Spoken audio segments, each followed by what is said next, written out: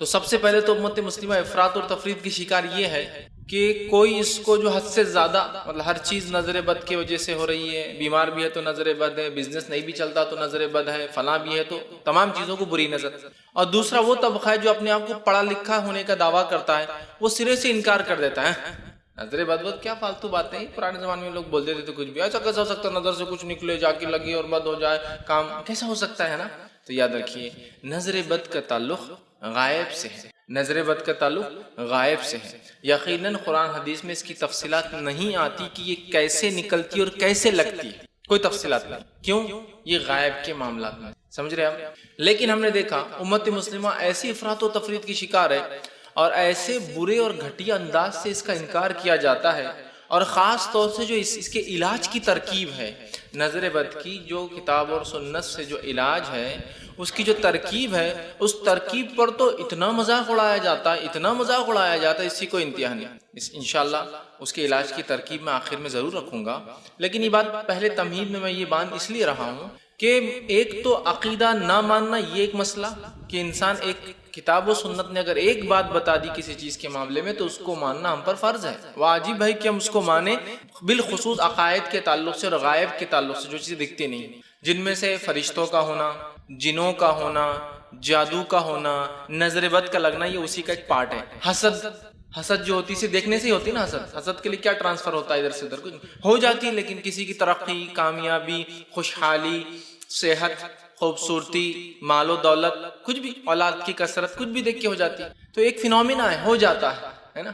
تو ویسی نظر بد ہے، لیکن یہ کیسے ہوتی ہے، کیسی لگتی ہے، واللہ عالم، یہ غائب کے معاملات میں سے ہے۔ لیکن امت مسلمہ کو دیکھا گیا بہت افراط اور تفریط کی شکار ہے۔ ایک تو وہ گروہ اور جماعت ہے جو ہر چیز کو نظر بد کی طرف منسوب کرا، بری نظر، ارے یہ بری نظر، ارے یہ بری نظر، مطلب بزنس نہیں ہوا بری نظر، کاروبار نہیں چل رہا بری نظر، بچے بیمار بری نظر، صحت میں کمزوری بری نظر، ہر چیز کو بری نظر۔ اور دوسرا طبقہ، دوسری جماعت وہ ہے کہ ہم مانتے نہیں اس کو، ہم ایکسپٹ ہی نہیں کرتے بری نظر کوئی چیز ہوتی، ہاں ایسا کیسا ہوتا، نظر میں سے کیا نکلتا، کیا لگتا، ذرا بتاؤ۔ تو اس لیے میں نے شروع میں واضح کر دیا نظر بد کا تعلق غائب سے ہے، انسین سے ہے، ایک ایسا بلیف، ایک ایسا ایمانیہ جو ایمان بالغیب کہلاتا ہے، نظر بد کا تعلق چونکہ اس سے ہے، تو لہٰذا میں یہ تو ایکسپلین نہیں کر پاؤں گا وہ کیسی لگتی، لیکن چونکہ قرآن حدیث نے اس کو بار بار دہرایا ہے، اس کے دلائل بکثرت، حدیث میں، قرآن میں تو 2 دلائل ہے لیکن حدیث میں بکثرت دلائل آتے ہیں، اور یقیناً ہم کو صرف قرآن کافی، ہم یہ دعویٰ کرتے بھی نہیں ہیں، لہٰذا ایک چیز بھی ہونا کافی، اور اگر قرآن میں نہ بھی ہوتا یہ عقیدہ اور حدیث میں آ جاتا تو یقیناً ہم کو اس پر ایمان لانا پڑتا۔ تو بکثرت حدیثیں ہیں، یقیناً نہ میں پوری حدیثیں آپ کے سامنے رکھ پاؤں گا اتنے کم وقت میں، لیکن جو چیزیں ہمارے عنوان سے تعلق ہے میں آپ کے سامنے رکھوں گا۔ تو آئیے سب سے پہلے ہم افراط اور تفریط، زیادتی اور کمی دین کے معاملے میں وہ ختم کر کے اصل عقیدہ کیا ہے، یہ ایمان جو ہے نظر بد کا، اس کی حقیقت کیا ہے، اس کے تعلق سے ہمارا عقیدہ کیا ہونا چاہیے، ٹھیک ہے، اور اگر لگ جائے تو اس کا علاج کیسے کیا جائے وہ رکھنے کی کوشش کروں گا۔ تو آج میرا عنوان ہوگا نظر بد، بری نظر، حقیقت، اس کی حقیقت کیا ہے اور علاج کیسا کیا جائے، تاکہ اگر اللہ نہ کرے کسی کو لگ جائے، اور لگتی ہے، تو ہم اگر صحیح علاج جان لیں تو بہت سی بار بہت سارے دنیاوی علاجات میں پیسہ ڈالنے سے بچ جائیں گے، جو کہ اننیسیسری ہوتا ہے، مطلب سمٹم کچھ اور ہے اور میڈیسن یا میڈیکیشن کچھ اور چل رہا ہے، تو ظاہر سی بات ہے اس کا فائدہ بھی نہیں ہوتا ہے۔ تو اگر معلوم ہو جائے کہ یہ علامت اس چیز کی ہے، فلاں علامت سے یہ ہوتا ہے، تو انشاءاللہ ہم پہلے یہ بھی علاج کر لیں گے، کیونکہ یہ علاج سستا ہے، بہت ہلکا ہے، کچھ بھی خرچ نہیں ہوتا ہے۔ پھر میڈیکیشن اور دواخانے، ہاسپٹل، میڈیکل چیک اپس اور سائیکٹرسٹ کے پاس وہ بھی جا سکتے ہیں، چونکہ اس کے اثر ذہنی بھی ہو سکتے ہیں، وہ بھی ایک چیز ہے، اس کا ہم انکار نہیں کر رہے، لیکن معلوم ہونے سے بہت ساری بار ہم خواہ کے گھوم کر آنے کے بدلے پہلے ہی اس چیز کا علاج کر لے تو فائدہ ہو جاتا ہے۔ تو آئیے قرآن سے پہلے کچھ دلائل دیکھتے ہیں نظر بد کا ہونا، اس کے تعلق سے اللہ رب العزت نے قرآن کے اندر بیان کیا، اور قرآن کی ایک آیت آتی ہے جو کہ سورہ قلم، سورہ نمبر 68 68 اور اس کی آیت 51 میں اللہ رب العزت نے فرمایا اور کہا وَإِن يَكَادُ الَّذِينَ كَفَرُوا لَيُزْلِقُونَكَ بِأَبْصَارِهِمْ لَمَّا سَمِعُوا الذِّكْرَ۔ تو اللہ رب العزت نے جو ہے اس آیت کے اندر فرمایا اور کہا وَإِن يَكَادُ الَّذِينَ كَفَرُوا، کہ اے نبی کافر جس نظروں سے تجھے دیکھتے ہیں، کافر جس نظروں سے تجھے دیکھتے ہیں، جو کہ ایسی نظر، اس کو اللہ کہہ رہا ہے جس سے وہ تجھے پھسلا دیں، پھسلانا سمجھتے ہیں آپ، دیکھنے کے بنیاد پر کسی سے اپنا کام کروا لینا، ہوتا ہے نا، کچھ لوگوں کی نظر ایسی ہوتی ہے کہ دیکھنے کی بنیاد پر آپ سے کام کروا دیتے ہیں۔ تو اللہ نے فرمایا اے نبی یہ کافر لوگ جو ہے ان کی نظروں کے ساتھ جو ہے تمہیں پھسلا دیں گے جب انہوں نے اس قرآن کو سنا۔ مطلب کافروں نے جب قرآن کو سنا تو چونکہ انہیں اسے نہیں ماننا تھا، وہ اپنی نظروں کے ذریعے کہیں تمہیں پھسلانا دے، بہکانا دے۔ علامہ ابن کثیر رحمہ اللہ اس کی تفسیر میں لکھتے ہیں کہ یہ آیت سے یہ چیز مراد ہے کہ جب نبی اکرم صلی اللہ علیہ وسلم نے اسلامی عقیدہ، اسلام لوگوں کے سامنے رکھا تو کافر لوگوں نے کوشش کی، یا کافروں میں سے جو لوگ نظر لگا سکتا کہ نبی اکرم صلی اللہ علیہ وسلم کو نظر لگ جائے، آپ کو نظر لگ جائے۔ تو یہی معنی ہے کہ کافروں نے، اللہ نے لفظ بھی دیکھی کیا فرمایا، بی ابصارہم، ان کی نظروں سے۔ تو وہ لکھتے ہیں کہ نظر کے ذریعے کافر جو ہے نبی اکرم صلی اللہ علیہ وسلم کو پھسلانا چاہتے ہیں۔ وہ چاہتے ہیں کہ ایسا دیکھیں نبی اکرم صلی اللہ علیہ وسلم کو کہ نبی اکرم صلی اللہ علیہ وسلم یہ بات کو ظاہر نہ کرے، یہ چھپا دے، یا آپ کو نظر لگ جائے۔ اب آپ بولیں گے نظر لگ جائے کیسا کافر چاہ سکتے، کیا نظر جان بوجھ کی بھی لگتی ہے؟ تو ہاں، کچھ لوگ ایسے ہوتے ہیں جن کی نظر کے بارے میں انہیں پتا ہوتا ہے بائی ایکسپیرینس، چونکہ زندگی میں بہت لوگوں کو لگا چکے ہوتے ہیں کہ ہماری نظر لگ جاتی ہے، ہوتے ہیں ایسے لوگ۔ تو وہ لوگ اگر خاص طور سے کسی نظر سے دیکھے تو نظر لگ جاتی ہے، انشاءاللہ تفصیلات آگے آئیں گے۔ تو کافروں میں سے وہ لوگ چاہ رہے تھے آپ سے ان کو نظر لگ جائے، تو علامہ ابن کثیر نے اس کا یہی معنی لیا۔ دوسری آیت اللہ رب العزت فرماتا ہے یعقوب علیہ السلام کے تعلق سے، یہ جو ہے سورہ جو ہے یوسف، سورہ نمبر 12 اس کی آیت میں 67 میں اللہ رب العزت فرماتا ہے یعقوب علیہ السلام کے تعلق سے۔ آئیے دیکھیں اللہ کیا فرماتا ہے کہ یعقوب علیہ السلام اپنے بچوں کو، اپنے بیٹوں کو، جن کی تعداد جو ہے 11 تھی، ان کو مصر بھیج رہے ہیں۔ اور غلہ، چونکہ یوسف علیہ السلام کے ساتھ جو بھی بہرحال ایک سٹوری بیک گراؤنڈ میں چلی تھی کہ ان کو کنویں میں پھینک دیا گیا، انہیں مارنے کی کوشش کی گئی، یوسف علیہ السلام کو اٹھا کے مصر میں کسی نے بھیج دیا، وہاں رہے، جیل گئے، باقی سب ہوا۔ پھر ایک وقت آیا اللہ رب العزت نے ان کو عزیز مصر کے جگہ اپوائنٹ کر دیا کہ وہ خزائن الارض، ٹھیک ہے، کہ زمین کی جتنی معدنیات نکلتے ہیں، ریسورس، آج کل اس کی کئی منسٹریاں ہوتی ہیں، اس زمانے ایک ہی منسٹری تھی، وہ خزائن الارض، زمین سے جو نکلتا ہے اس کے ان کو اپوائنٹ کر دیا گیا۔ اب ہوا یہ کہ اناج کی کمی ہو گئی، تو ان کے گھر والے جو کنعان میں رہتے تھے، فلسطین میں رہتے تھے، وہ بھی مصر آئے کہ مصر میں اناج فری بٹ رہا ہے، اور مصر کی حکومت وہاں تک تھی، فلسطین تک۔ اب آئے تو یوسف علیہ السلام نے سب کو پہچان لیا نا، چونکہ آپ تو چھوٹے تھے تب، ان سب کو پہچان لیا۔ اچھا، تو 10 بھائی آئے تھے، اب انہوں نے کہا میرا ایک بھائی زندہ ہے، اس کو بھی انہوں نے مار دیا۔ تو کہا تمہارا اور کوئی بھائی ہے؟ تو کہا ایک ہے، تو کہا اس کو بھی لاؤ تو اناج ملے گا۔ اب وہ 11 بھائی مل کر آ رہے ہیں، جو کہ 2 بیویوں کی اولاد یعقوب علیہ السلام کی، پہلی بیوی سے 10، دوسری بیوی سے 2، بنیامین اور یوسف علیہ السلام سیکنڈ وائف سے تھے، چھوٹے تھے عمر میں۔ کہا لے کیا اس کو بھی۔ تو اب یہ جو ہے آنے لگے تو یعقوب علیہ السلام نے کہا دیکھو میرے بچوں، ایک ساتھ مت داخل ہونا ہے ایک گیٹ سے، ٹھیک ہے؟ تو وہ فرماتے اور کہتے ہیں وقال یا بنیا، اور یعقوب علیہ السلام نے اپنے بیٹوں سے کہا، 11 جو جا رہے تھے، اے میرے پیارے بچوں، لا تدخلوا من باب واحد وادخلوا من ابواب متفرقہ، کیا میرے بچوں ایک دروازے میں سے داخل مت ہونا، متفرق دروازوں میں سے، الگ الگ دروازوں میں سے داخل ہونا۔ کیوں؟ کہیں ایسا نہ ہو جب تم ایک ساتھ، خوبصورت تھے وہ دیکھنے دکھانے میں، لہیم شہیم تھے، مضبوط تھے، نبی کی اولاد میں سے تھے، ٹھیک، تو کہیں ایسا نہ ہو کہ لوگ دیکھ کر نظر بد لگا دیں، بری نظر لگا دیں۔ تو کہا متفرق، الگ الگ دروازوں سے داخل ہونا۔ وما اغنی عنکم من اللہ شیء، اور یاد رکھنا اللہ کی طرف سے اگر کوئی بات ہوگی تو میں اس میں کوئی تبدیلی نہیں لا سکتا ہوں۔ دیکھیے، ایک تو کہہ رہے ہیں احتیاط کرنا، الگ الگ دروازوں میں سے جانا، اس کے بعد بھی اگر کچھ برا ہونا ہو تو ہم کچھ نہیں کر سکتے، وہ اللہ کی طرف سے ہوگا۔ تو کہہ رہے ہیں کہ اللہ کی طرف سے ہوگا تو پھر تو ہم کچھ نہیں کر سکتے۔ ان الحکم الا للہ، اس لیے کہ حکم تو اللہ کی طرف سے ہے تمام چیزوں کا۔ پھر فرماتے ہیں علیہ توکلت، اور ہمیں چاہیے اسی پہ ہم توکل کریں، وعلیہ فلیتوکل المتوکلون، اور تمام بھروسہ کرنے والوں کو، توکل کرنے والوں کو اللہ پر ہی توکل کرنا چاہیے۔ تو یہاں یعقوب علیہ السلام تدبیر دے رہے ہیں، دیکھو فرسٹ میجر کیا لینا ہے، سیفٹی میجر، ساتھ مت جاؤ، الگ الگ جاؤ۔ لیکن الگ الگ جانے کے بعد بھی تقدیر میں جو لکھا ہے وہ ہم نہیں بدل سکتے بچوں، اگر لگنا ہے نظر ہونا ہے برا تو تم الگ جاؤ یا ایک ساتھ جاؤں گی۔ اس سے ایک بات یہ بھی پتہ چلی، ہم جو احتیاط انسانی لیول پہ کر سکتے ضرور کریں، اس کے بعد جو ہونا ہے وہ تقدیر۔ ایک جگہ آئل گرا ہوا ہے، لوگ گر سکتے اس سے، تو انسانی میجرز کیا ہے، ہم کیا کر سکتے ہیں، اس سے مٹی ڈال سکتے ہیں، ریت مت ڈالیے ورنہ ریت سے گاڑی اور اسکیڈ ہو جائیں گے کسی کی، یاد میں مٹی ڈالیے، مٹی جذب کر لیں گے، جگہ پہ بیٹھ جائیں گے، اس کو کھینچ کے ہٹا دیجیے، سمجھ رہے آپ، یہ ہمارا ہے۔ اس کے بعد بھی جس کو گرنا ہوگا وہ گریں گے۔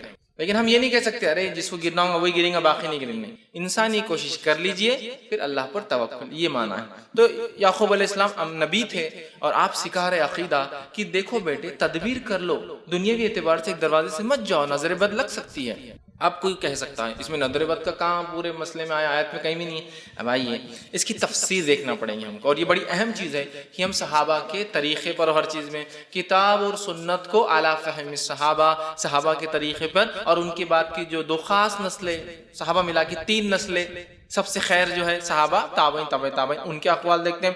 اس تعلق سے علامہ ابن کثیر رحمہ اللہ اس کی تفسیر میں لکھتے ہیں، تفسیر ابن کثیر کے اندر وہ کہتے ہیں اور فرماتے ہیں ابن عباس اور محمد بن کعب، ابن عباس رضی اللہ عنہ تو یہ تو صحابی ہو گئے جن کی تفسیر پتھر کی لکیر ہے ایک طرح سے. ان کے بعد محمد بن کعب یہ تابعین میں سے جو کہ بہت مضبوط جو ہے تفسیر کرنے والے لوگوں میں سے محمد بن کعب.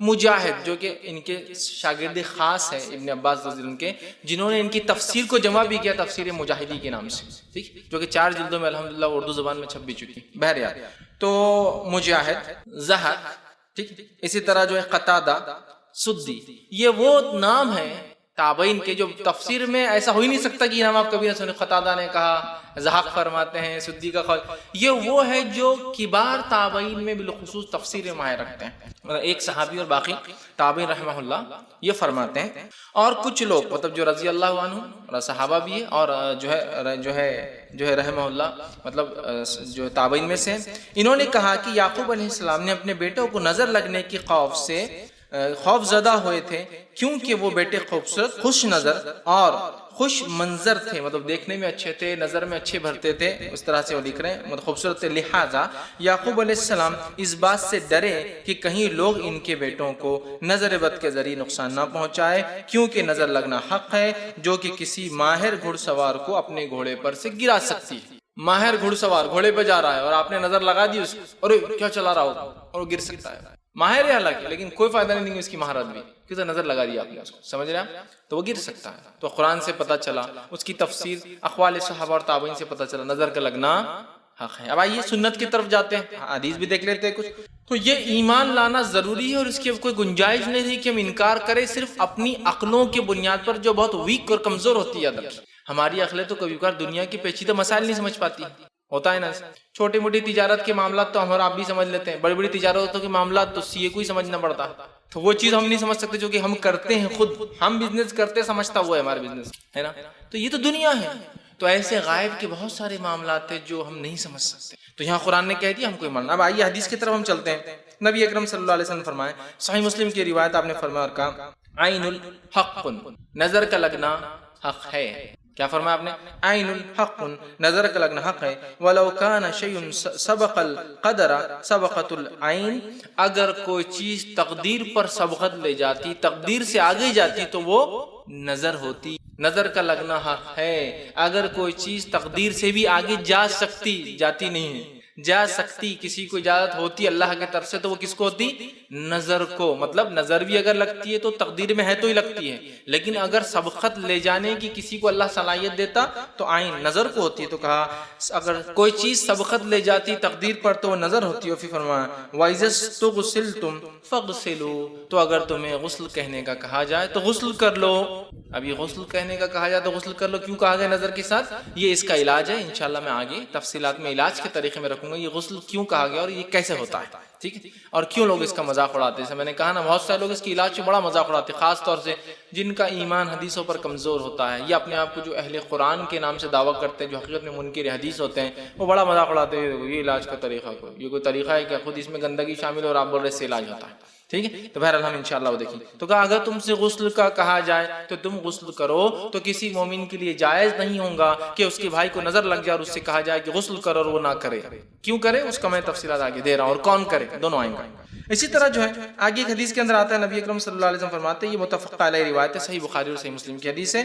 ام سلمہ رضی اللہ عنہا سے روایت ہے کہ ایک دفعہ رسول اکرم صلی اللہ علیہ وسلم ان کے گھر تشریف لائے، ان کے گھر پر آئے تشریف لائے، اور ان کے پاس ایک بچی بھی تھی جس کے چہرے پر پیلاہٹ اور کمزوری تھی. چہرہ یلو پیلا ہو چکا تھا اور کمزوری، یہ جو آنکھیں تھی یہ بلیک ہو چکی تھی، حلقے پڑے ہوئے تھے، بلیک ہو چکی. چہرہ پیلا، آنکھوں میں حلقے، جو ایک نارمل آدمی کے نہیں ہوتا.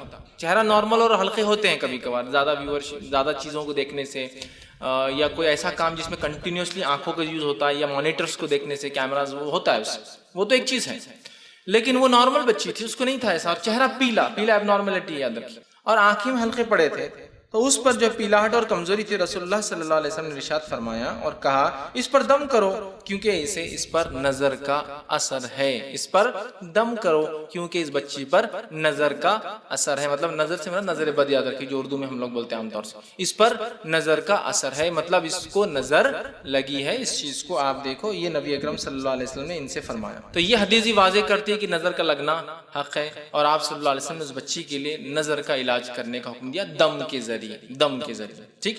اب جس کی نظر لگتی ہے ادھر کی، وہ آدمی حاسد ہوتا ہے، حسد کرنے والا، جب کوئی نعمت کو دیکھتا ہے تو اللہ کا ذکر نہیں کرتا، اس کو دعا نہیں دیتا، اور وہ حسد کی وجہ سے اس کی نظر سامنے والے کو لگ جاتی ہے، جیسا کتنی اچھی گاڑی چلا رہا ہے، کتنا اچھا گھر ہے، اللہ کا کوئی ذکر بھی موجود نہیں ہے، اور نہ ہی دعا بھی دے سکتے ہیں، یا تو اللہ کا ذکر کرے ماشاء اللہ کتنا اچھا گھر ہے، یا تبارک اللہ برکت دے اس کے گھر میں، دونوں چیزیں ہونا، ایک تو ذکر یا تو دعا، ٹھیک ہے۔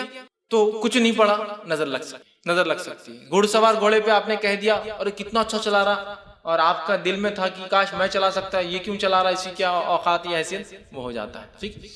تو نظر جو ہے حاسد کی لگتی ہے، جو حسد کرتا ہے، ٹھیک۔ اب آپ بولیں گے اس کی لگی مطلب یہ حاسد، ایسا نہیں، ہم سب میں کچھ نہ کچھ مادہ حسد کا ہوتا ہی ہے، انسان ہے نا، پاک نہیں ہوتے ہم لوگ، ٹھیک ہے۔ تو حاسد، تو جس کی نظر لگتی ہے وہ حاسد ہوتا ہے۔ اب جس کی نظر لگتی ہے، مطلب جو بری نظر جو لگاتا ہے اسے عائن کہتے ہیں، عائن جس کی نظر لگی، اور معین کہتے ہیں جس کو نظر لگی، مطلب جس نے لگایا، جیسے حاسد کہتے جلنے والے کو، اور محسود کہتے ہیں جس کو نظر لگی، حاسد جلنے والا، محسود جس پہ جلا، تو ویسی طرح عائن مطلب جس نے نظر لگایا، معین جس کو نظر لگایا۔ لیکن یہ بات یاد رکھیے ہر حاسد جو ہے وہ معین جو ہے عائن نہیں رہتا، مطلب ہر حسد کرنے والے کی نظر نہیں لگتی، لیکن جتنوں کی نظر لگتی وہ تو پکا ہے کہ حسد کرنے والے ہیں، یہ بات سمجھ لی، ریلیشن۔ ہر حاسد کی حسد نہیں ہوتی، ایسا بہت سی بار ہو کتنے اچھے فلاں نہیں ہو کچھ، یہ تو ہے ہر حاسد کی جو ہے حسد سامنے والے کو نہیں لگتی، یا نظر سامنے والے کو نہیں لگتی، لیکن جتنوں کی نظر لگتی ہے وہ یقیناً حاسد ہوتے ہیں، سمجھ گیا بات کو، یہ ریلیشن ان کے۔ تو حسد بنیاد ہوتی ہے، اور کبھی کبھار اکڑ بھی بنیاد ہوتی ہے نظر کی، کہ میرے مقابلے میں میرے سامنے کا، سمجھ رہا، اور نظر لگ جاتی ہے۔ مطلب ایک انسان حسد کے ساتھ ساتھ اکڑ رکھتا ہے کہ میرے جیسا کوئی گاڑی نہیں چلا سکتا، میرے جیسا گھر کوئی نہیں بنا سکتا، میرے جیسے بچوں کی تربیت کوئی نہیں کر سکتا، میرے جیسے بچوں کوئی نہیں پڑھا سکتا، میرے اتنا خوبصورت تو کوئی مارکیٹ میں ہے ہی نہیں، ہر چیز میں اپنے آپ کو، یا تو وہ حاسد ہے یا تو اکڑ ہے۔ اب جب اس میں یہ چیز ہوتی تو سامنے لوگ جب ارے اس نے، اور نظر لگ جاتی ہے، چونکہ یہ اکڑ بھی حسد کی بنیاد پر ہوتی، اسی لیے اللہ رب العزت نے حاسد کی حسد سے بچنے کی ہمیں دعا سکھائی، وَمِن شَرِّ حَاسِدٍ اِذَا حَسَد، ہم پڑھتے ہیں نا معوذتین کے اندر سورہ فلق اور سورہ ناس، یہ ایسی دو صورتیں ہیں جس کے تعلق سے آپ صلی اللہ علیہ وسلم فرماتے ہیں پناہ مانگنے والے کے لیے اس سے بہتر کوئی دعا نہیں ہے، پناہ مانگنے والے کے لیے، حتیٰ کہ آندھی طوفان اور موسم کی خرابی کے لیے بھی آپ صلی اللہ علیہ وسلم اس کو پڑھتے تھے، ہر چیز کے لیے، جادو کے علاج کے لیے پڑھتے تھے، نظر بد کے علاج کے لیے پڑھتے تھے، اسی طرح جو کسی بھی قسم کے روحانی جس کو ہم کہیں گے نفسیاتی مرض کے لیے بھی آپ صلی اللہ علیہ وسلم اس کو پڑھتے تھے۔ اور آپ صلی اللہ علیہ وسلم کے آخری وقت میں جب آپ کو بخار کی تب آپ خود پڑھ کے دم کرتے تھے، جب نہیں کر پائے تو اپنی بیوی عائشہ رضی اللہ عنہا سے کہا تم پڑھ کر دم کرو، اور وہ دم کر رہی ہے۔ تو ہر چیز کے لیے، بیمار ہو جائے، کوئی بیمار ہو جائے اس پر پڑھ کے دم کیجئے، نظر لگ جائے، جادو ہو جائے، آندھی ہے، طوفان ہے، پریشانی ہے، پناہ مانگنا ہے، شروع کر دی سورہ فلق و ناس، جس کو معوذتین پناہ مانگنے والی ہے، اللہ سے اتنی زبردست دعا ہیں یہ دو جس سے ہم پناہ مانگتے ہیں، ٹھیک ہے۔ تو اب جو ہے حسد کرنے والے سے ہم کو قرآن نے پناہ مانگنا، اس لیے کہ حسد کرنے والا ہی نظر بھی لگا دیتا ہے، لیکن ہر حاسد جو ہے وہ عائن نہیں ہوتا، لیکن جتنے لوگ عائن ہوتے، نظر جن کی لگتی ہے وہ حاسد ہوتے ہی آٹومیٹیکلی، ٹھیک ہے۔ تو اس چیز کو ہم سمجھیں۔ اب نظر لگانے والوں کی دو قسمیں ہوتی، 2 ٹائپس۔ پہلا وہ آدمی جس کو پتا ہے میری نظر لگتی ہے، اب آپ بولیں گے اس کو کیسا پتا ہے؟ اس لیے کہ اس کو تجربہ ہوتا ہے کہ اس نے جس کی بھی تعریف کی کچھ تو بھی آندھا ہوا اس کے ساتھ، یہ ایکسپیرینس۔ بہت سے لوگ ہوتے ہیں نا، ہم لوگ بولتے ہیں ارے وہ عورت نہیں، ارے وہ آدمی نا، ہم نے بچوں کو مت نکالو، کھانا مت، ہوتا ہے۔ اور وہ آدمی جس کو پتا ہے کہ میری نظر جلدی لگتی ہے، تو وہ پہلی قسم حاسد، عائن جس کو کہیں گے۔ اس کی پہلی قسم کیا ہے نظر لگانے والے کی؟ وہ نظر لگانے والا جو حاسد ہے، اس کو پتا ہے میری نظر لگتی بھی ہے، اور دوسری قسم وہ حاسد ہے جس کو پتہ نہیں میری نظر لگ سکتی ہے. سمجھ رہے ہیں؟ مطلب جیسا میں ہوں سمجھ لیجیے. اب میں اللہ کا ذکر نہ کروں اور برکت کی دعا نہ دوں کس پر، تو میری نظر لگ سکتی ہے کسی کو، لیکن مجھے پتہ نہیں ہے کہ میری نظر لگتی ہے لوگوں کو، لیکن ہو سکتا ہے. اور ایک آدمی وہ ہوتا ہے جس کو یقینی پتہ ہوتا ہے میری نظر بہت جلدی لگتی ہے، اور وہ کبھی کبھار اپنی بد نظری کو استعمال بھی کرتا ہے کسی کے خلاف. اچھا اس کا ہے نا، چلو میرے کو لے کے چلو، اور دیکھ لیتا اور نظر لگا دیتا. سمجھ رہے ہیں؟ تو یہ 2 ٹائپس ہوتے ہیں نظر لگانے والوں کے. ٹھیک ہے، ہمیں چاہیے کہ اللہ سے ہمیشہ پناہ مانگے، اور چاہے وہ لگانے والا، اور اگر ہمیں یہ پتہ ہے کہ ہماری نظر کس کو لگتی ہے تو بھی اللہ ہمیں فوراً پناہ مانگے سورہ فلاح و ناس سے کہ اللہ میری نظر کسی. سمجھ رہے بات کو؟ اور حسد کے جذبے کو اپنے ہم دبانے کی کوشش کریں. ٹھیک. اب بڑوں کے بنسبت، ایلڈرز کے بنسبت جو ہے بچوں کو، چلڈرنس کو نظر جلدی لگ جاتی ہے. بڑوں کے بنسبت بچوں کو جلدی لگتی ہے. آئیے اس کے تعلق سے ایک دلیل ہے جو کہ صحیح مسلم کی روایت ہے. نبی اکرم صلی اللہ علیہ وسلم ایک دفعہ جو ہے جعفر رضی اللہ عنہ، جعفر بن ابی طالب جو کہ علی بن ابی طالب رضی اللہ عنہ کے بھائی اور آپ صلی اللہ علیہ وسلم کے سگے چچیرے بھائی ہیں. یہ حضرت علی سے بڑے، سب سے بڑے. حضرت علی جو ہے وہ 3 بھائی تھے، ٹھیک، جن میں یہ سب سے بڑے، جن کو جعفر طیار عام زبان میں کہتے ہیں ہم، اس لیے کہ ان کے ایک جنگ میں دونوں ہاتھ شہید ہو گئے تھے. تو آپ نے اپنے منہ سے جھنڈا پکڑا، دشمن نے آپ کی گردن بھی کاٹ دی. تو اللہ کے رسول نے فرمایا میرا بھائی جعفر جو اللہ نے اسے جنت میں ڈال دیں گا، اور جنت میں اس کے 2 جو ہاتھ کٹے اس کو پر دے دیں گا جس سے وہ جنت میں اڑتا پھرے گا. اسی لیے ان کو جعفر طیار کہتے چڑیا کو جو 2 پر سے اڑتی ہے. ٹھیک. تو ایک بار ان کے گھر گئے، جب اپنے بھائی جعفر کے گھر گئے رضی اللہ عنہ جو ہے ان کے گھر گئے تو ان کے بچوں کو دیکھا. تو اسما بنت جو ہے امیس رضی اللہ عنہا سے دریافت کیا کہ کیا معاملہ ہے. ان کی اہلیہ تھی. کہا کیا معاملہ ہے، یہ میرے بھائی کے بچے اتنے دبلے پتلے کیوں ہیں؟ میرا بھائی تو اچھا کماتا ہے، سب کچھ برابر ہے گھر میں، پھر کیا بات ہے میرے بھائی کے بچے اتنے دبلے پتلے کیوں ہیں؟ ٹھیک، وہ صحت مند کیوں نہیں ہیں؟ دوسرے بچے اس طرح صحت مند رہتے ہیں. ٹھیک. دریافت کیا معاملہ ہے کہ اپنے بھائی کے جو ہے اولاد کے جسم دبلے پتلے دیکھ رہا ہوں، کیا انہیں کوئی مشکل ہے، بھوک، بیماری، تکلیف وغیرہ کوئی مشکل ہے، کیوں ایسے ہو جا رہے ہیں؟ تو درپیش ہے تو جو ہے اسما بنت امیس رضی اللہ عنہ نے عرض کیا اور فرمایا جی نہیں، لیکن انہیں بہت جلدی نظر لگ جاتی ہے اللہ کے رسول. تو آپ صلی اللہ علیہ وسلم فرمایا اور کہا اسما رضی اللہ عنہ سے اور بات کی اور تاکید کے فرمایا، ارشاد فرمایا ارقیہم، ان پر دم کر.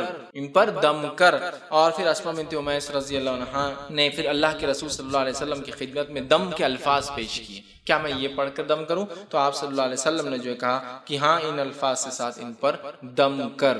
ٹھیک. اب دم کیا ہے یہ بات بھی جان لیں. دم کا معنی یہ ہوتا ہے کہ انسان وہ کلمات پڑھے جن کلمات کے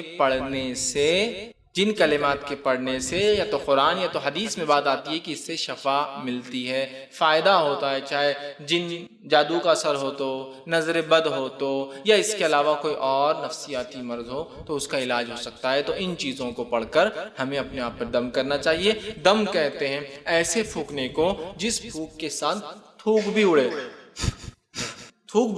اور پھر اس چیز کو آپ دم ملیے یا پھر سیدھے پھونکیے یا جس جگہ تکلیف کر کے اس جگہ ہاتھ لگائیے، اس جگہ ملیے. اس کو کہتے ہیں دم. اور اگر خود دم نہ کر سکے تو دوسرے سے دم کرانا بھی سنت ہے. نبی اکرم صلی اللہ علیہ وسلم اپنی آخری بیماری میں جس کے بعد آپ اٹھ نہ سکے اپنے آپ پر سورہ فلق سورہ ناس دم کرتے تھے. جب یہ طاقت نہ رہی تو اپنی جو ہے بیوی سے کہا، عائشہ رضی اللہ عنہا سے، ہماری ماں سے کہا اور فرمایا تم کرو. اور حضرت عائشہ فرماتی میں دم کر اللہ کے رسول صلی اللہ علیہ وسلم کے جسم مبارک پر ہاتھ پھیر رہی تھی. ٹھیک ہے. اور یہ بڑی اہم چیز ہے یہ دم جو کرتے اور ہاتھ پھیرتے ہیں. آج بہت ساری تھراپیز ہیں جو لوگ جانتے ہیں، الٹرنیٹ میڈیسنز جو ہوتے ہیں، الٹرنیٹ تھراپیز. اس میں ایک تھراپی ہے کہ صرف سہلایا جاتا ہے تکلیف کے حصوں اور اس سے علاج ہوتا ہے. تو آپ نے بتا دیا دم کر کے سہلانا ہے، ہاتھ کو پھیرنا ہے. ٹھیک ہے. جسم پہ تکلیف والی جگہ پر بہرحال. تو آپ نے کہا دم کر.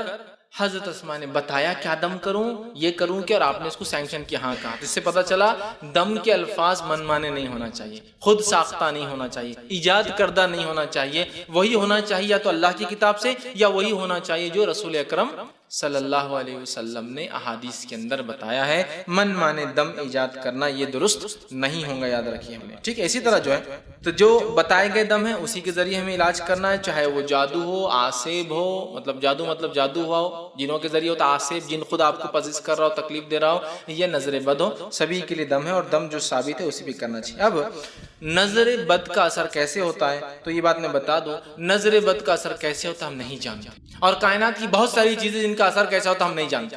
سمجھ رہے ہیں؟ بہت ساری چیزوں کا کیا اثر اور کیوں ہوتا ہے ہم نہیں جانتے.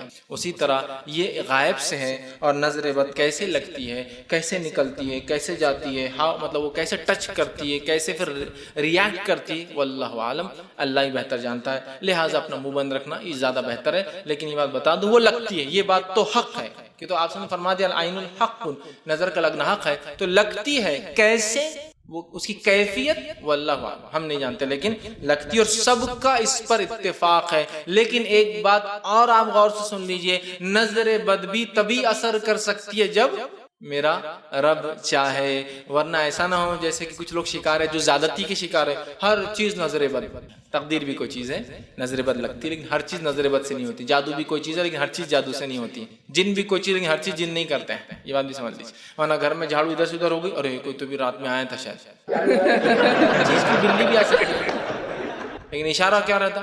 سفید کپڑوں میں کوئی دکھ رہا رات میں گھومتے ہوئے. انسان ہو سکتے ہیں، لیکن میں بتانا چاہتا ہوں ہر چیز نہیں ہوتی ہے. تو جو میرے رب چاہے وہی مجھے تکلیف ہو سکتی ہے، اس کے علاوہ نہ آئین کی اس کی جو ہے نظریں کچھ میرے پہ کام کر سکتی ہے، حاسد کا حسد مجھ پہ نہیں کام کر سکتا ہے، جادوگر کی جادوگری کام نہیں کر سکتی ہے، آصف زدہ جن میرے پہ کچھ نہیں کر سکتے. یہ میرا رب جو چاہے، اللہ ٹھیک، جو اللہ چاہے اس کے علاوہ کچھ نہیں ہو سکتا. یہ عقیدہ بھی رکھیے. سورہ توبہ سورہ نمبر 9 آیت نمبر 51 میں اللہ رب العزت نے فرمایا اور کہا قُلْ لَن يُصِيبَنَا إِلَّا مَا كَتَبَ اللَّهُ لَنَا. اے نبی کہہ دیجئے مجھ پر تو وہی مصیبت آ سکتی ہے جو میرے رب نے میرے لیے لکھ دیا ہے. کتب لنا، میرے لیے جو چیز لکھ دیا ہے. ہوا مولانا وعلی اللہ فلیتوکل المؤمنون، اور وہی جو ہے میرا مولا ہے، کارساز ہے، سارے کام میرے وہی کرتا ہے، اور ایمان والوں کو اسی پر توکل کرنا چاہیے. تو یہ بات واضح ہو گئی. نظر بد ہے، اب ہم اس کو سمجھ گئے وہ کیسی لگتی ہے، یہ حق ہے، لیکن ہر چیز اس سے نہیں ہو سکتی اللہ کے جو اللہ تعالیٰ چاہے. اور سنن ترمذی کی جو جامع ترمذی کی ایک روایت ہے، عبداللہ ابن عباس رضی اللہ عنہ چھوٹے تھے، آپ صلی اللہ علیہ وسلم نے ایک تعلیم دی اور کہا اے پیارے بچے اس بات کو یاد رکھنا، ساری دنیا بھی اگر جمع ہو جائے اور چاہے کہ تیری کوئی مدد کرے، تجھے فائدہ پہنچائے، نہیں پہنچا سکتی مگر جو لکھا گیا ہے. اور ساری دنیا بھی تیرے خلاف کھڑے ہو جائے اور تجھے کوئی نقصان پہنچانا چاہے تو نہیں پہنچا سکتے سوائے جو تیرا رب چاہے. تو آئین بھی، نظر بھی اگر لگیں گی نظر بد تو وہ اللہ کے حکم سے. اس بات کو ہم یاد رکھیے، ورنہ نظر بد کو ہم کو ایک سپر پاور نہ کریٹ کر دیا الگ سے. ایسا کچھ لوگ شیطان کو ایک پاور بنا دیتے ہیں، نہیں شیطان بھی یہ کر سکتا. اللہ کے حکم کے بغیر شیطان بھی کچھ نہیں ہے، فرشتے بھی کچھ نہیں ہیں، انسان بھی کچھ نہیں ہے، نظر بد بھی کچھ نہیں ہے، جادو بھی کچھ سمجھ رہے آپ. تو جو میرا رب چاہے، رب ہم کو آزماتا ہے مختلف طریقوں سے، بیماریاں دیکھ کر تاکہ ہمارا گناہ معاف ہو جائے نا.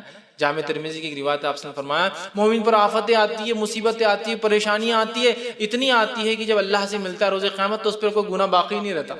ہر آنے والی مصیبت گناہوں کو چھا. ایک روایت فرمایا مومن کو اگر کانٹا بھی چبھتا ہے تو آخرت کے لحاظ سے اس کے گناہ معاف کراتا ہے. بخار آتا ہے تو فرمایا ایسا ہوتا ہے جیسے سوکھے جھاڑ کے، آپ نے سوکھے جھاڑ کو ہلایا پتے گرنے لگے، تو کہا بخار آنے سے گناہ ایسے ہی جھڑتے جیسے جھاڑ کے پتے جھڑے. تو ہر مصیبت، ہر تکلیف مجھے فائدہ دیتے، لیکن اللہ سے مانگنا نہیں چاہیے کبھی کہ اللہ مجھے بخار دے دے یا مصیبت دے تاکہ گناہ معاف ہو جائے. نہیں، ایک صحابی نے ایک مرتبہ ایسے ہی کیا تھا اور بہت شدید بخار میں تھے. آپ صلی اللہ علیہ وسلم وہاں پہنچے، دیکھا بہت شدید بخار، بہت زیادہ سیویئر. تو کہا کیا بات ہے، کیا کیا تو نے؟ کچھ تو نے دعا کی یا کچھ حرکت کی؟ تو کہا اللہ کا کچھ نہیں. کہا بولو کیا کیا؟ تو کہا میں نے ایک دعا کی اللہ سے. کیا دعا؟ تو کہا میں نے اللہ سے دعا کی اللہ جو کچھ آخرت میں میرے لیے ہے وہ اس کے بدلے وہ گناہ کی سزا مجھے دنیا میں دے دے. تو آپ نے کہا اسی کا نتیجہ ہے تیرے کو جو بخار آ گیا. مطلب بخار گناہوں کو معاف کراتا. پھر اللہ کے رسول نے فرمایا تو نے یہ کیوں نہیں کہا ربنا آتنا فی الدنیا حسنۃ وفی الآخرۃ حسنۃ وقنا عذاب النار. یہ دعا کر اے اللہ میری دنیا بھی اچھی کر، میری آخرت بھی اچھی کر، اور میرے کو جہنم کے آنکھ سے بچا. یہ مت مانگ کہ اللہ میرے کو دے دے جو دنیا میں، معاف کر دے. اللہ معاف کر سکتا ہے نا. یہ کیوں کہنا کہ اللہ جو میں نے کیا گناہ مجھے سزا دے دے؟ یہ بھی کہتا ہے اللہ وہ معاف کر دینا، ختم ہی کر دے اکاؤنٹ کو. اور اللہ تعالیٰ کے لیے کیا ہے، چاہے تو ختم کر دے پورا اکاؤنٹ میرا گناہ کا، ہے نا. تو بہرحال آپ سب نے یہ کہا. تو مصیبت جو بھی آتی نظر بد کے ذریعے، جادو کے ذریعے کوئی کرتا ہے، جن شیاطین کرتے ہیں، اللہ انشاءاللہ مومن کو سب چیز کا اجر دیں گا، لیکن علاج کا طریقہ کتاب و سنت کے مطابق ہی ہو. ٹھیک. اسی طرح جو بھی اللہ چاہیں گا بہرحال وہی معاملہ ہو سکتا ہے. اور کسی انسان پر جو نظر بد کیسے اثر کرتی ہے وہ ہم نہیں جانتے، اس کی تفصیلات نہیں. اب نظر بد کی پہچان کیا ہے تھوڑا سا وہ بھی دیکھ لیتے ہیں. ہاؤ ٹو ڈیٹیکٹ، کیسے معلوم ہو کہ نظر بد کسی کو لگی ہے. چند باتیں آپ کے سامنے میں رکھ دیتا ہوں. نظر بد سے کیا ہوتا ہے، غیر معمولی تبدیلی یا تغیر، جس کو بولتے تغیر سمجھتے ہیں طغیانی. جیسا کہ ایک ندی ہے، اس میں پانی نہیں ہے اور اچانک باڑھ آ گئی. ہوتا ہے نا کبھی بہت سے لوگ اس میں مر جاتے ہیں، بہہ جاتے ہیں گھر بار، کیوں تو 8 مہینے ندی سوکھی ہوتی، 4 مہینے پانی، لیکن اچانک گرمی کے موسم میں اس کو بولتے طغیانی، اچانک سوکھی ندی میں باڑھ آ گئی. سمجھ رہا ہوں؟ اچانک کسی علاقے میں بارش ہی نہیں ہو رہی لیکن پانی ایسا آ رہا نالوں میں کہ نالے بھر کر جا رہے ہیں، تو کوئی آدمی سیفٹی بھی نہیں کرتا نا. بارش آتی رہی تو آدمی سیفٹی کرتا ہے کم از کم، ہوتا ہے تو یعنی تو اچانک جسمانی یا ذہنی تغیر طغیانی ایک دم بدل جانا، یہ ایک علامت ہوتی ہے جن کی، جادو کی اور نظر بد کی. ایک دم صحت مند انسان 1 سیکنڈ پہلے اور اچانک گر گیا، سیکنڈ مومنٹ سو کچھ صحت میں پرابلم. سمجھ رہے ہیں؟ یہ ہے اچانک، سمجھ رہے ہیں آپ، اچھے سے ایک بیماری کی طرف چلا گیا. یہ ایک بہت بڑی علامت ہوتی ہے. لیکن ایک بات آپ ہمیشہ یاد رکھیں، ہم جب جادو کی بات کرتے ہیں، ہم جب نظر بد کی بات کرتے ہیں، تو یہاں میڈیکل یا میڈیکیشن کا امپورٹنس ہم کم نہیں کر رہے کسی بھی حال. وہ بھی ہونا چاہیے، وہ بھی بہت امپورٹنٹ چیز ہے. یاد رکھیے، دواخانے جانا، چیک اپس کرانا، سائیکٹرسٹ کے پاس جانا، مینٹل چیک اپس کرانا، مینٹل کاؤنسلنگز کرانا. ہوتا ہے کبھی آدمی نفسیاتی پریشانی میں ہوتا ہے، نہ اس پہ جن ہوتا ہے، نہ اس پہ جادو ہوتا ہے، نہ اس کو نظر بد لگتی ہے، تو اس کو چاہیے کہ وہ یہ سب کرے. ہمارے پاس ہمارے ماحول میں میڈیکل چیک اپ تو بہرحال کر لیتے ہیں ہم لوگ. سائیکٹرسٹ چیک اپ کا بہت بڑا مسئلہ ہے. ایسا بہت سے لوگ میرے پاس آتے ہیں مشورہ، تو میں کہتا ہوں دیکھیے یہ مشورہ میں دینے سے پہلے یہ کہوں گا ایک سائیکٹرسٹ کاؤنسلنگ آپ کر لیں. پاگل تھوڑی ہو فیس بک میں آپ دواخانے بھیج رہے ہیں. اور حالت یہ ہے کہ ایک مرتبہ میں ایک دواخانے کے پاس سے گزر رہا ہوں، پاگلوں کا ایک دواخانہ ہے، مینٹل ہاسپٹل ہے جیسا لوگ، تو وہاں 2 لوگ وہاں سے نکل رہے ہیں.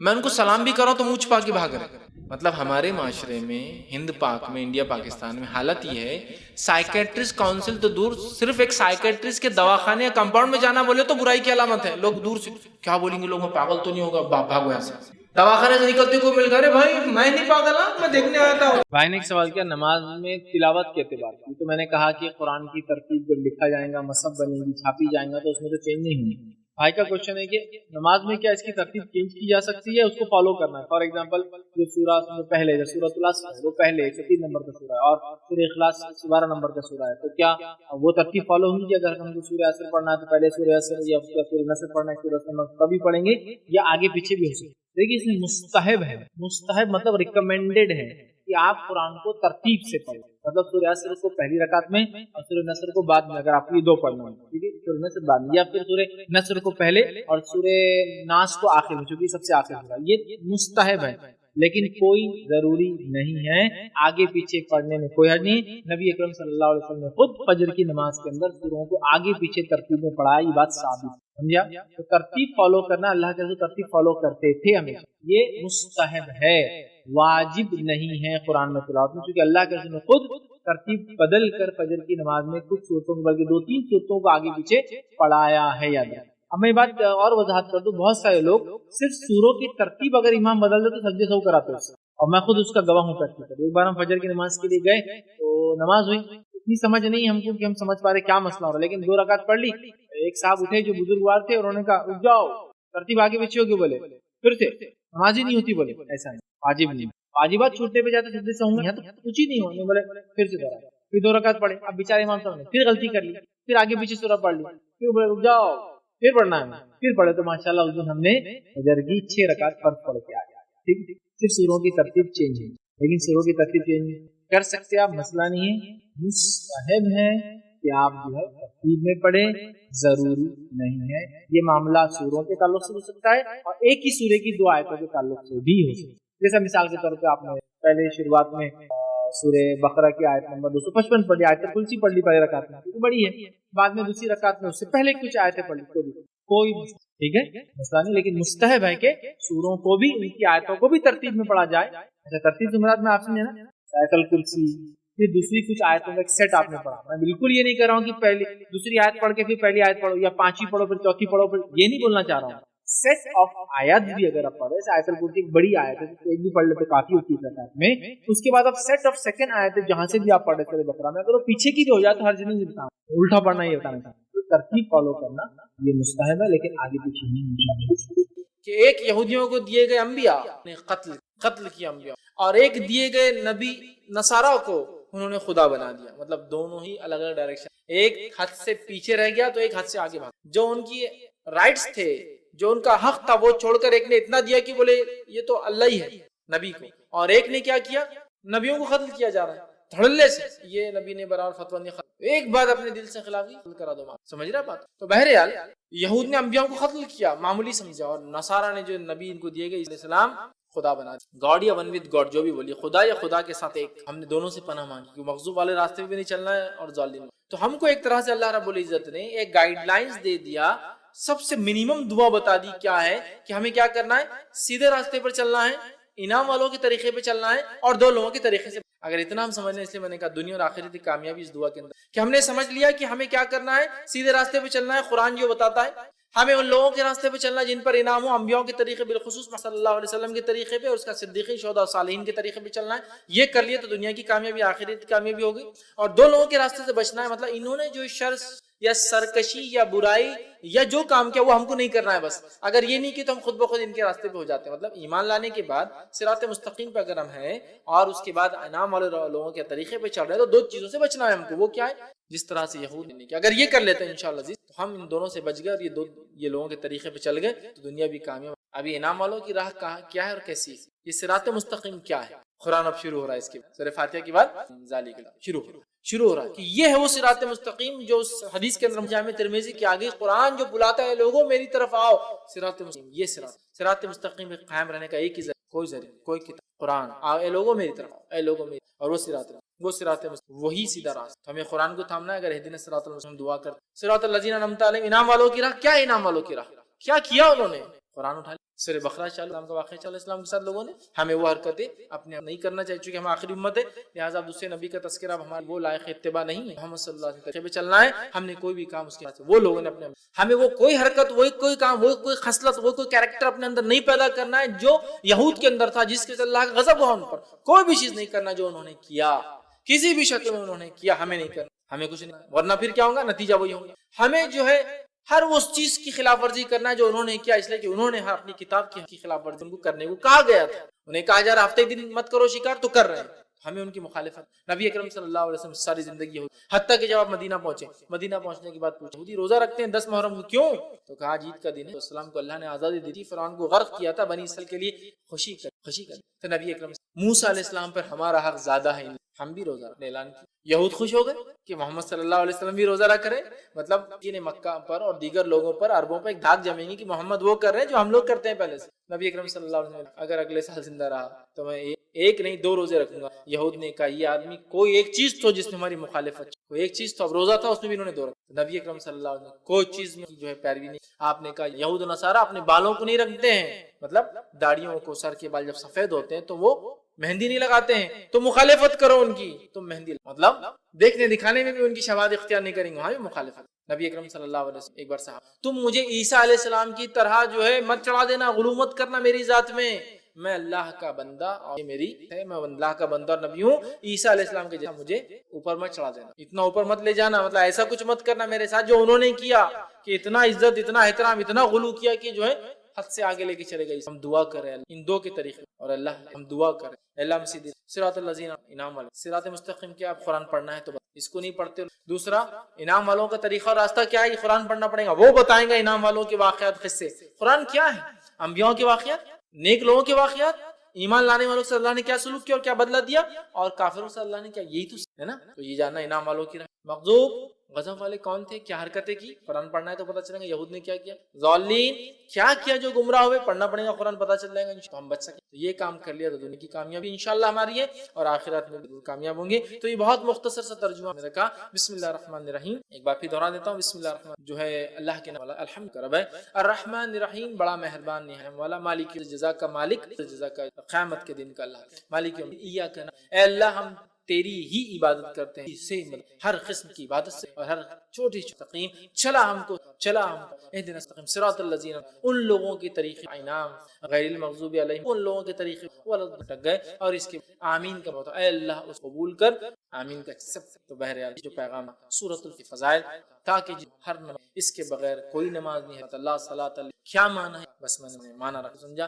تاکہ ہم لوگ اس کا معنی جب نماز پڑھیں انشاءاللہ ہم مانگ رہے دعا سنٹریٹ ہم کر سکتے، دعا کریں کیا اللہ سے، ٹھیک ہے۔ بہت سارے لوگ سورۃ الفضائل لیکن ابھی نماز نہیں پڑھی کہ اس کے مخالف جو پڑھا معلوم ہے۔ توبہ اور استغفار کے فائدے کیا ہوتے ہیں؟ اگر انسان توبہ کرتا ہے، استغفار کرتا ہے، تو کیا بینیفٹس اس کو ملتے ہیں اس چیز کے، وہ بھی ہم دیکھتے ہیں، چلیے آئیے۔ اللہ رب العزت سے جب ایک بندہ توبہ کرتا ہے، استغفار کرتا ہے، تو بہت سارے دنیا کے فائدے اور بہت سارے آخرت کے فائدے اٹھاتا ہے۔ یہ فائدوں کو میں اس لیے رکھ رہا ہوں جس کو فضائل کہتے ہیں، یہ فضائل جاننے سے انشاءاللہ عزیز ہمارے دل میں ایک جذبہ پیدا ہوگا توبہ اور استغفار کا، اور نہ صرف ہم اپنے گناہوں پر توبہ اور استغفار کریں گے جو کہ ہم بھول چکے ہیں توبہ اور استغفار اپنے گناہوں پر بھی، بلکہ ہم گناہوں کے علاوہ بھی توبہ اور استغفار کو اپنے زندگی کا معمول بنا لیں گے۔ تو آئیے کچھ فضائل دیکھتے ہیں توبہ کے۔ پہلا فائدہ توبہ کا وہ یہ ہے کہ جو لوگ توبہ کرتے ہیں اللہ سے، اس کی طرف پلٹ کے استغفار کرتے ہیں، وہ اللہ کے محبوب ترین بندے پسندیدہ لوگ ہیں۔ اور اللہ رب العزت قرآن میں فرماتا ہے سورہ بقرہ سورہ نمبر 2 آیت نمبر 222 میں اللہ فرماتا ہے اور کہتا ہے ان اللہ یحب التوابین و یحب المتطہرین، اللہ توبہ قبول کرنے والوں کو، رجوع کرنے والوں کو، گناہوں سے پلٹنے والوں کو اور پاکیزہ رہنے والوں کو، صاف ستھرے رہنے والوں کو پسند کرتا ہے۔ تو توبہ کرنے کا پہلا فائدہ اللہ کی محبت انسان کو اور اس کے محبوب بندوں میں اس کا شمار ہوتا ہے، اس لیے کہ اللہ محبوب کو رکھتا ہے، پسند کرتا ہے توبہ کرنا۔ دوسرا فائدہ توبہ کرنے کا جو کہ انسان کو ملتا ہے وہ کیا ہے؟ اللہ اسے بخش دیتا ہے۔ توبہ کرنے والے کو اللہ بخش دیتا ہے، معاف کر دیتا ہے، اس کی خطاؤں کو درگزر کر دیتا ہے۔ اللہ رب العزت قرآن میں فرماتا ہے سورہ طٰہٰ سورہ نمبر 20 آیت نمبر 82 اللہ فرماتا ہے وَإِنِّي لَغَفَّارٌ لِمَن تَابَ وَآمَنَ وَعَمِلَ صَالِحًا ثُمَّ اهْتَدَىٰ۔ سن لیجئے کیا فرماتا اللہ کہ میں جو ہے لوگوں کو معاف کرتا ہوں، لمن تابا، جو میری طرف رجوع کرتا ہے، جو میرے سے توبہ کرتا ہے میں اسے معاف کرتا ہوں، لیکن کنڈیشنل ہے میری معافی۔ پہلی شرط معافی کے لیے وہ آمنا، وہ ایمان والا ہو، وہ عمل صالحا، اور پھر نیک کام کرے توبہ کرنے کے بعد۔ اس کا ہرگز معلوم مطلب یہ نہیں کہ توبہ کر لیا مطلب نیا اکاؤنٹ کھولنے کی اجازت مل گئی مجھے اب گناہ کرنے کی۔ توبہ کرتا ہے ایمان والا انسان اور پھر نیک کام کرتا ہے تو اللہ رب العزت فرماتا ہے وَإِنِّي لَغَفَّارٌ لِمَن تَابَ، کہ ان لوگوں کی میں توبہ قبول کرتا ہوں جو مجھ سے توبہ کرتے ہیں اور انہیں معاف کر دیتا ہوں، اور پھر وہ ایمان لائے اور نیک عمل پھر کرتے رہے اور اس معاملے پہ جم جائے، اس معاملے پہ اڑ جائے۔ تیسرا فائدہ، چوتھا فائدہ اور پانچواں فائدہ چونکہ ایک ہی حدیث میں آتا ہے اس لیے میں ایک ساتھ رکھوں گا۔ تیسرا فائدہ توبہ کا ہے اللہ غم سے نجات دیتا، پریشانیوں سے نجات دیتا، مشکلوں سے نجات دیتا ہے۔ چوتھا فائدہ تنگ دستی دور کرتا ہے۔ سبحان اللہ، ہم نے سوچا بھی نہیں توبہ استغفار کا تعلق تنگ دستی سے بھی ہو سکتا ہے، یا توبہ استغفار کرنے سے رزق میں کشادگی بھی آ سکتی ہے، مال و دولت میں فراوانی بھی ہو سکتی ہے۔ اس لیے کہ توبہ کرنے کا ایک فائدہ ہے تنگ دستی سے اللہ نجات دیتا ہے۔ اور پانچواں فائدہ توبہ کا معلوم آپ کو کیا ہے؟ ایسی جگہ سے روزی دیتا ہے جہاں سے سوچا بھی نہیں۔ تنگ دستی بھی دور ہوتی ہے، غم بھی دور ہوتے ہیں، اور ایسی جگہ سے روزی ملتی ہے، روزی سمجھتے ہیں نا آپ، رزق ملتا ہے جہاں سوچا بھی نہیں، گمان بھی نہیں کیا ہوں گا، فہم میں بھی نہیں لایا ہوں گا۔ آئیے حدیث اس طرح سے ابو داؤد کی روایت ہے۔ تینوں فائدے ایک ہیں۔ پہلا، جو شخص استغفار کو لازم پکڑ لیتا ہے، استغفار کو اپنے نفس سے لازم کر لیتا ہے، پکڑتا ہے، تو اللہ تعالیٰ اس کے لیے ہر غم سے نجات کا راستہ نکال۔ ہر غم، آج کون سا ہے نا جو انسان ہے جو غم زدہ نہیں، پریشان حال نہیں؟ بتائیے مجھے، کوئی کہہ سکتا ہے کہ مکمل طور 100%؟ ہم تو ہر حال میں اللہ کا شکر تو ادا کرتے ہیں، لیکن کہیں نہ کہیں پریشانیوں کا حل توبہ۔ ہم نے تو کبھی سوچا ہی نہیں تھا کہ غم کا علاج بھی استغفار ہو سکتا۔ ہر غم سے اللہ نجات دیتا ہے استغفار کی بنیاد پہ، اس کی فضیلت یہ ہے۔ دوسرا، ہر تنگ دستی سے کشادگی کی طرف لے آتا ہے، ہر قسم کی غربت اور تنگ دستی سے نکال کے کشادگی کی طرف لاتا ہے۔ اور تیسرا، صرف تنگ دستی اور تنگ دستی سے نکال کے کشادگی کی طرف نہیں لاتا ہے، ایسی جگہ سے روزی دیتا ہے جہاں سے اس نے گمان بھی نہ کیا ہو، سوچا بھی نہ ہو۔ یاد رکھ، سوچا بھی نہ ہو۔ کیا فائدے ہیں روزی میں؟ برکت، ایسی جگہ سے روزی جہاں سے سوچا نہ ہوگا۔ ہر غم سے نجات۔ کوئی کہتا ہے میرے گھر میں بیماری ہے، میں غم زدہ ہوں، استغفار کی کثرت۔ کوئی کہہ رہا ہے مجھے تنگ دستی ہے، استغفار کی کثرت۔ کوئی کہہ رہا ہے مجھے جو مال و دولت کی کمی ہے، استغفار کی کثرت کیجئے تو صحیح، آپ دیکھیے اللہ کیسی۔ اور کوئی کہے مال و دولت تو ہے، برکت نہیں ہے، استغفار کیجئے، اس لیے کہ اللہ نے مال و دولت کی گنی نہ کی۔ رزق میں اضافہ کہاں ہو رہا ہے؟ مال تو تعداد کوانٹٹی وائز بہت ہے، لیکن دل کہاں سکون میں ہے؟ استغفار کی کثرت، استغفار کو معمول بنا لی۔ 6 فائدے ایک ہی حدیث میں استغفار کے، غم سے نجات، تنگ دستی سے کشادگی کی طرف، اور ایسی جگہ سے روزی دیتا ہے جہاں سے سوچا بھی نہیں۔ اسی طرح غم سے نجات کے تعلق سے چھوٹا سا واقعہ رکھ دیتا ہوں، چونکہ ہمارے حالت میں ایسے واقعات ہوتے ہیں، ہمارے ماحول میں اس لیے رکھ رہا ہوں کہ نبی اکرم صلی اللہ علیہ وسلم کے پاس ایک صحابہ اور ایک صحابی آئے جن کے بیٹے کو گرفتار دشمنوں نے پکڑ لیا، اور نہ صرف پکڑا، خبر ملی کہ بہت مضبوط زنجیروں کے اندر اس کے پیر باندھ وائر کا۔ اللہ کے رسول صلی اللہ علیہ وسلم، دشمنوں نے جو ہے ہمارے بچے، آپ کچھ بتائیے کیا کیا جائے، کیا کرا جائے کہ ہمارا جو ہے بچہ واپس میرا بیٹا جو ہے واپس آ جائے۔ وہ ماں اور باپ دونوں اللہ کے رسول صلی اللہ علیہ وسلم استغفار پر، وہ کہتے ہیں کہ وہ دونوں گھر گئے، استغفار کی خوب کثرت، اور ان کے بیٹے کہتے ہیں کہ جب میں بیڑیوں میں جکڑا تھا، اچانک ایسا ہوا کہ میری پیروں کی دونوں بیڑیاں اچانک رات میں دونوں بیڑیاں ٹوٹ گئی. جب بیڑیاں ٹوٹ گئی تو میں پریشان ہو گیا یہ کیا ہوا. لوہے کی زنجیریں تھی وہ بیڑیاں بولتے لوہے کی بڑی زنجیروں میں جب قیدی کو قید کیا جاتا ہے جو آسانی سے نہیں ٹوٹتی, یاد رکھیں, ٹوٹ گئی. میں پریشان ہوا اور ایک اونٹ میں نے پکڑا, وہ ایک اونٹنی میں نے لی, اس پر سوار ہوا اور بھاگنے لگا. جب میں اس اونٹنی پر بیٹھ کر بھاگنے لگا تو سارے اونٹ باڑے کے نکل کے میرے پیچھے بھاگنے لگے. اب چونکہ مجھے تو جان بچانے تھی, میں نکل گیا اور پورے اونٹ بھی پیچھے بھاگنے لگے. اور اس کے بعد وہ اپنے گھر آئے, والدین خوش ہو اٹھے, والدین سے ملاقات کی اور اللہ کے رسول کے پاس اس بچے کو لے کر اللہ کے رسول ہمارا بیٹا گھر واپس آ گیا ہے, استغفار کی برکت بچہ واپس آ گیا. ہر غم تھا نا بیٹے کے گمنے کا, اللہ نجات دیتی, بیٹا واپس دیتی. پھر کہا اللہ کے رسول اب یہ اونٹوں کو کیا کرے, چونکہ بھاگنے کے لیے میں نے دشمن کی اونٹنی لے لی تھی نا, جان بچانے کے لیے جو اونٹنی لی گئی تھی وہ دشمن کی تھی. اور کہا وہ ایک نہیں, وہ اونٹنی کی وجہ سے کئی اونٹ پیچھے آ گئے میرے.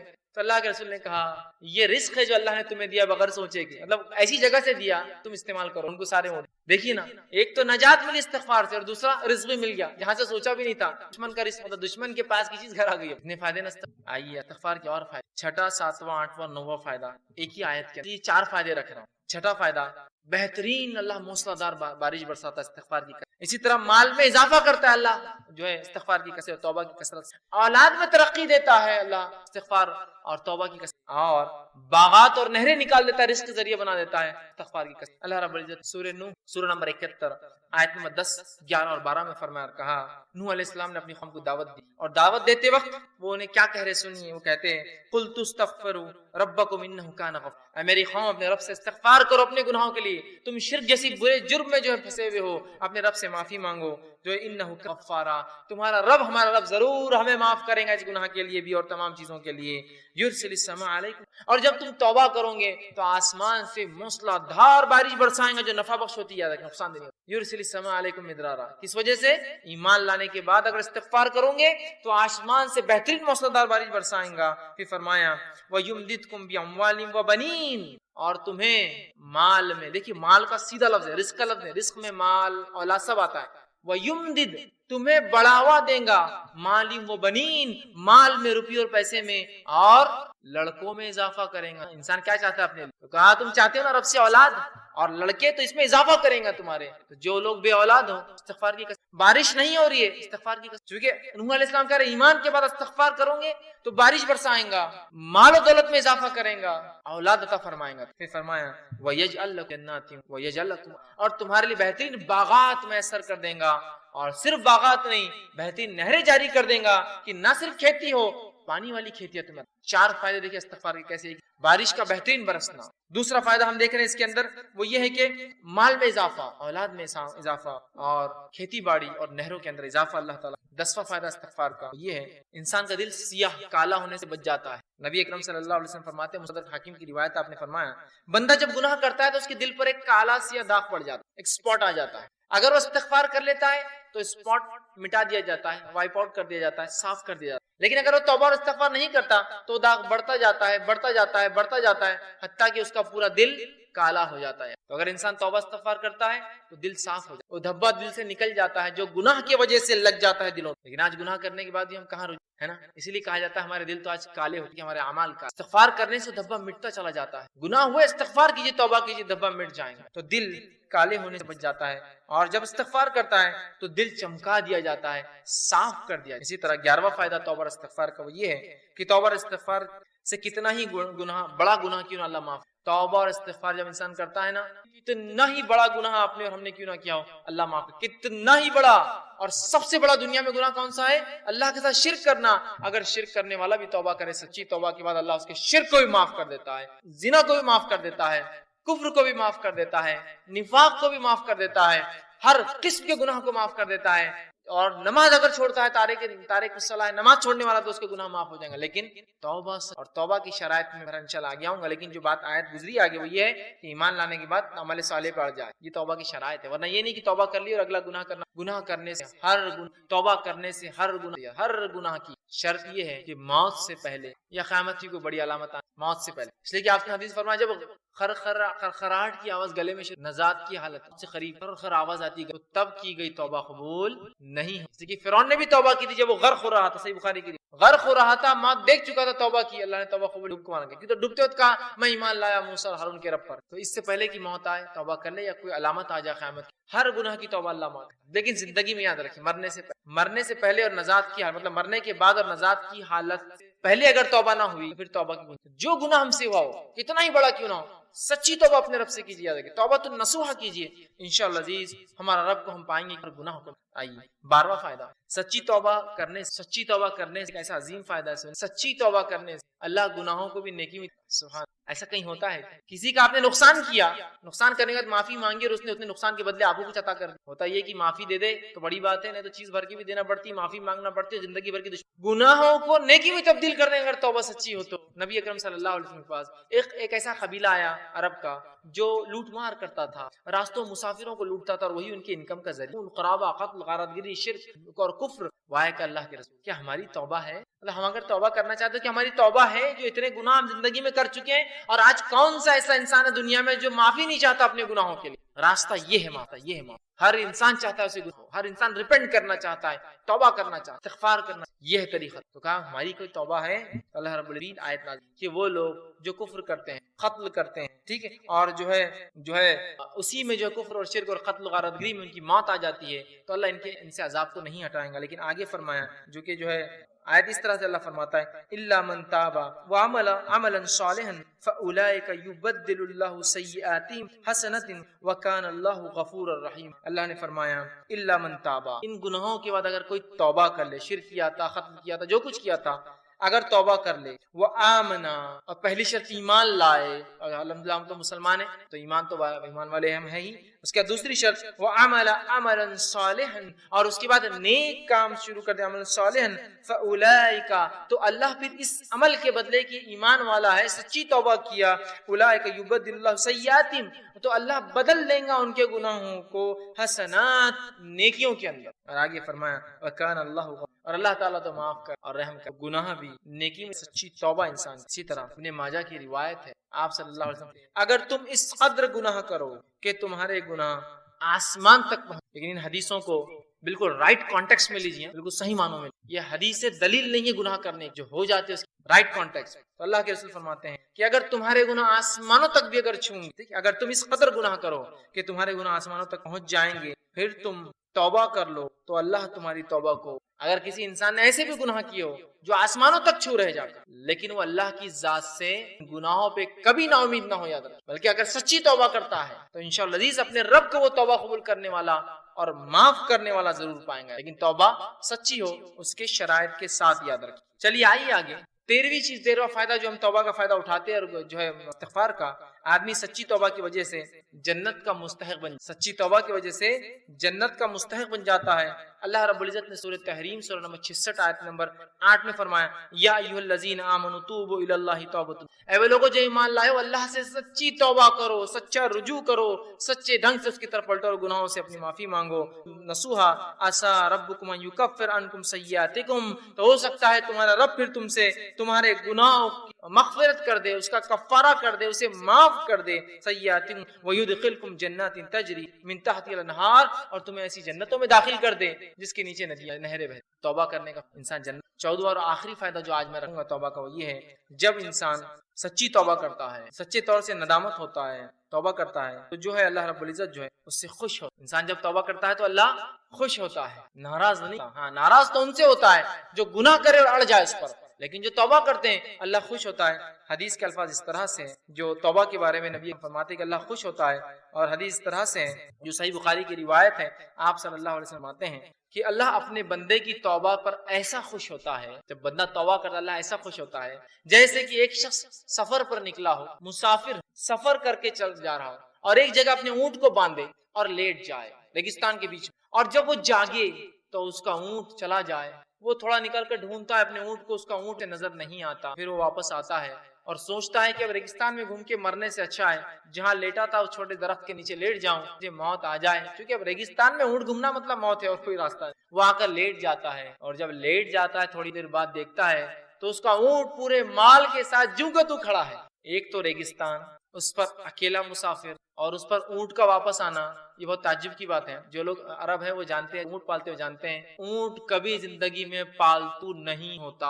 اس لیے حدیث میں آپ نے فرمایا قرآن جو شخص حفظ کرتا ہے اسے پکڑ کر رکھے، اس لیے کہ قرآن کا حفظ ایسے ذہن سے نکلتا ہے جیسے اونٹ مالک سے نکل کر بھاگ جاتا ہے.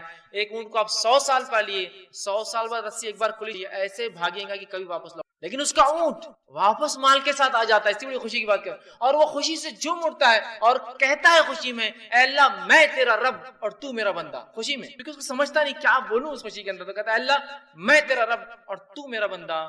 اس آدمی سے بھی زیادہ اللہ خوش ہوتا ہے جب کوئی توبہ کرتا، اس آدمی سے بھی زیادہ اللہ خوش ہوتا ہے جب کوئی شخص توبہ کرتا. دیکھ رہے ہیں آپ توبہ کیا فضیلت، اللہ خوش ہوتا ہے توبہ کرنے والا، اور بہت ناراض اور غضبناک ہوتا ہے، عذاب نازل کرتا ہے جو گناہوں پہ گناہ کرتے ہیں. اور انسان ہونے کے ناطے کیا گناہ ہم سے نہیں ہوتے، کیا گناہ نہیں ہوتے ہماری آنکھوں سے، ہمارے ہاتھ سے، ہماری زبان سے، ہمارے کانوں سے، ہمارے جسم سے، لیکن رب سے ہم فوراً کر لیں استغفر اللہ استغفر اللہ. پتہ نہیں کیا ہو گیا، کوئی چیز نقصان پہنچے، کسی جانور کو نقصان پہنچے، کسی انسان کو پہنچ گیا ہوں، میں نہیں جانتا ہوں، میری گاڑی کہیں کھڑی تھی کسی کو تکلیف ہو گئی ہوگی، استغفار کا ورد کر رہا ہوں استغفر اللہ، ہو گیا گناہ. آئندہ وہ غلطی نہیں کرنا چاہیے، لیکن انون ہم کو نہیں پتا ہم سے کیا ہو رہا ہے، کتنی خطائیں غلطیاں ہو جاتی ہیں، بس ورد کرتے رہیے، اپنے ایک معمول بنا لیں.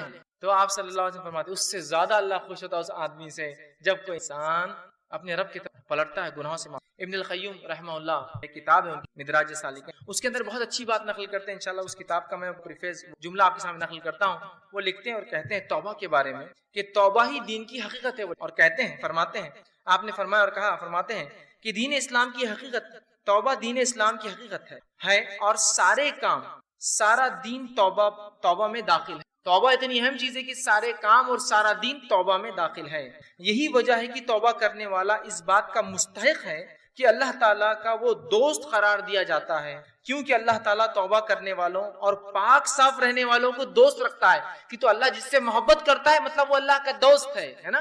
توبہ کرنے والوں سے اللہ محبت کرتا ہے مطلب اللہ کے دوست ہے. اس کا مطلب توبہ دین کا بہت اہم حصہ، بلکہ وہ کہتے ہیں بلکہ مکمل دین اسلام مکمل توبہ کے اندر ہے. پھر وہ آگے لکھتے ہیں اللہ تعالیٰ اپنے ان بندوں سے محبت رکھتا ہے جو اس کام کو بجا لائے جس کا اس نے حکم دیا ہے، اور اسے ترک کرے، ان کاموں کو چھوڑ دے جس سے اس نے منع فرمایا ہے. تو گویا توبہ کا مفہوم یہ ہے کہ جن کاموں کو اللہ تعالیٰ نے ظاہری اور باطنی طور پر ناپسند فرمایا ہے، فرماتا ہے انسان ان سے رجوع کرے، توبہ کرے، کرتے ہوئے ایسے کاموں کو اختیار کرے جنہیں اللہ تعالیٰ ظاہری اور باطنی مطلب اوپنلی اور کلوزلی، چھپا ہوا سیکرٹلی اس کو پسند کرتا ہے. فرماتا ہے اس اعتبار سے توبہ ایک جامع لفظ ہے اور اسلام، ایمان اور احسان اس توبہ میں مکمل طور سے داخل ہے، اور یہ تمام مقامات کا احاطہ کیے ہوئے. اسی لیے یہ ہر مومن کے مقصود کی ابتدا بھی ہے کہ وہ توبہ کرے، اور انتہا بھی ہے، خاتمہ بھی اسی پر ہو کہ وہ توبہ کرے. اسی مقصود کی خاطر مخلوق کو بخشا گیا اور توحید اسی کا ایک جز ہے، بلکہ عظیم جز. پھر آگے لکھتے ہیں اکثر لوگ توبہ کی قدر و منزلت اور اس کی حقیقت سے آگاہ نہیں ہوتے. علم اور عمل اور حال کے اعتبار سے توبہ کرنا تو بہت دور کی بات ہے.